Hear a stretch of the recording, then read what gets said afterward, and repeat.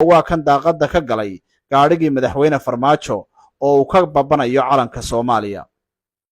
kooxda borotokoolka xafiiska ra'iisul wasaaraha Itoobiya ayaa Muuse Biixi Cabdi u sheegay inuu khalad ku jiro oo uu saaran yahay gaadhi aan ahayn kiisi.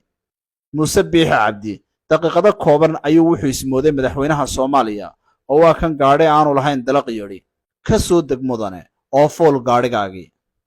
waxaa jirta maalin uu wareeray oo sidii qof waalan ugu dhaqmay madaxweyne Muuse Biixi Cabdi, waana maalintii uu magaalada Addis Ababa heshiiska qarsoodiga kula galayay madaxweynihii hore ee Soomaaliya Maxamed Cabdilaahi Farmaajo. kulankaasina waxa goobjoog ka ahaa ra'iisul wasaaraha Itoobiya Dr. Abiy Ahmed.